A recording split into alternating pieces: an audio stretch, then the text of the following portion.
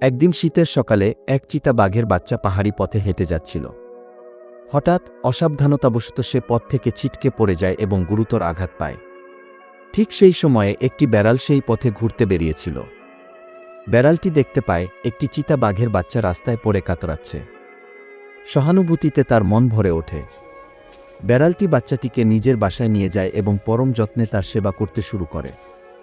সে তার জন্য খাবার সংগ্রহ করে আনে, তারা একসাথে আগুনের পাশে বসে উষ্ণতা নেয় এবং দিনের বেলা একসাথে ঘুরে বেড়ায়। তাদের মধ্যে এক গভীর বন্ধুত্ব গড়ে ওঠে। একদিন একটি ভয়ঙ্কর নেকড়ে বেড়ালটিকে তাড়া করে। বেড়ালটি প্রাণভয়ে দৌড়াতে থাকে এবং চিতা বাঘের বাচ্চাটিও তার সাথে দৌড়ায়। তারা দুজনে একটি পাহাড়ের ডালে আশ্রয় নেয়। ততদিনে চিতার বাচ্চাটি বেশ বড় হয়ে উঠেছে। নেকড়েটি যখন তাদের নাগাল পাওয়ার চেষ্টা করে, তখন শক্তিশালী চিতা বাঘের বাচ্চাটি ঝাঁপিয়ে পড়ে এবং ভয়ঙ্কর নেকড়েটিকে তাড়িয়ে দেয়। তাদের বন্ধুত্ব আরও গভীর হয় এবং তারা সেই পাহাড়ে সুখে শান্তিতে বসবাস করতে থাকে। এরকম আরও মজার ভিডিও পেতে চ্যানেলটি লাইক ও সাবস্ক্রাইব করুন।